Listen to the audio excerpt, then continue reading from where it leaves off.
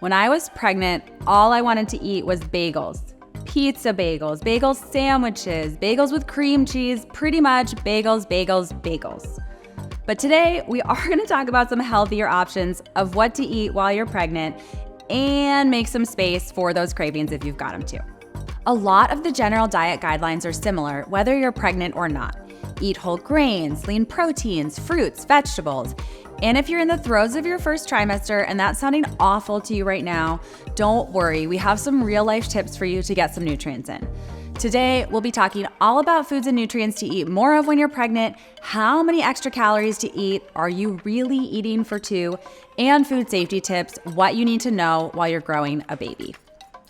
There are some key foods and nutrients to get more of when you're pregnant, starting with protein. You need more protein when you're pregnant, and since many protein-rich foods might be foods you have aversions to, it's a good idea to be mindful of getting protein in and not just forgetting about it and hoping you eat enough. Some experts recommend about 75 to 100 grams of protein per day, and the RDA, or recommended dietary allowance for protein, increases to 1.1 grams per kilogram of body weight per day. That's about half a gram per pound of body weight. Chicken, meat, fish, and seafood, eggs, tofu, Greek yogurt, cottage cheese, nuts, and seeds can be great sources of protein. This is a good time to take advantage of some of those sneaky protein-rich recipes. I've seen things like cottage cheese cookie dough and really indulgent-looking Greek yogurt parfaits with chocolate chips and granola. You can also add some extra eggs to baked oatmeal or find a really yummy sauce for meat and seafood that makes it more appealing if it isn't sounding amazing right now. Folate. The RDA for folate is higher during pregnancy. Folic acid is especially important during the first trimester and even prior to conception to help prevent neural tube defects and support brain development. Folic acid is the reason it's recommended that women start taking a prenatal vitamin with folic acid if they're planning to or might get pregnant. Most prenatal vitamins do contain folic acid, but check the label to see what you're getting.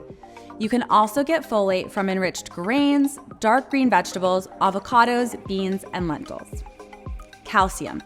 Calcium needs don't actually increase during pregnancy. You still need 1,000 milligrams if you're between the ages of 19 and 50 years old, but it is a very crucial mineral for the developing baby, and your body actually is able to increase how much calcium you can absorb when you're pregnant. Not getting enough can have consequences like osteopenia, aka weak bones, muscle cramping, low birth weight, and delayed fetal growth. Calcium is found in dairy foods like milk, yogurt, and cheese, also dark leafy greens, tofu, salmon, and fortified foods. There should be some in your prenatal vitamin as well. Iron. Iron needs go up during pregnancy to support the growing baby and because of increased blood flow during pregnancy. 1 in 10 women are deficient in iron while pregnant, and that number goes up to 1 in 4 during the third trimester.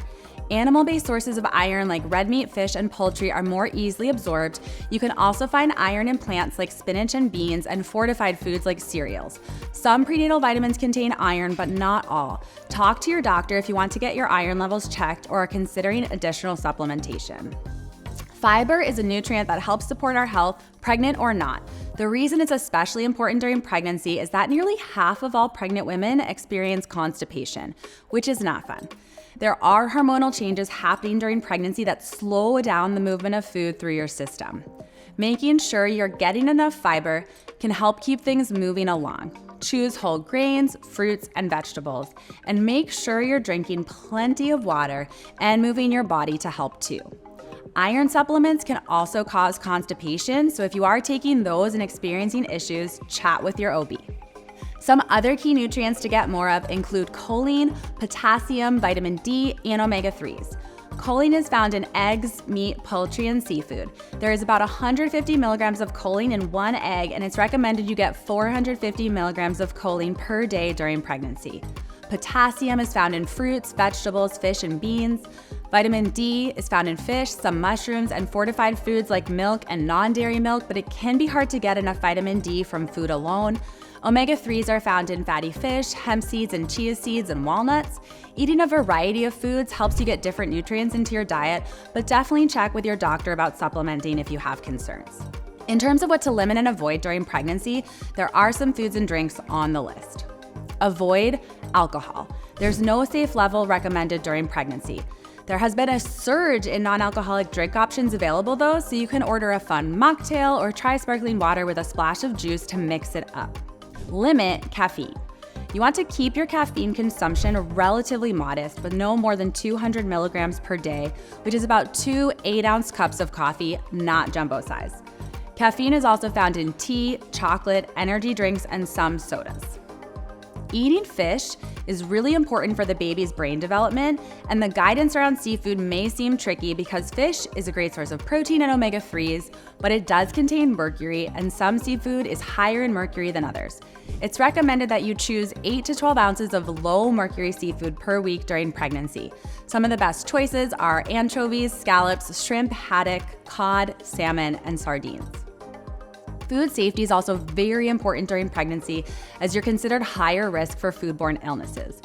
Deli meats are not advised unless they're heated until steaming, so you can have a panini but not a cold deli sandwich.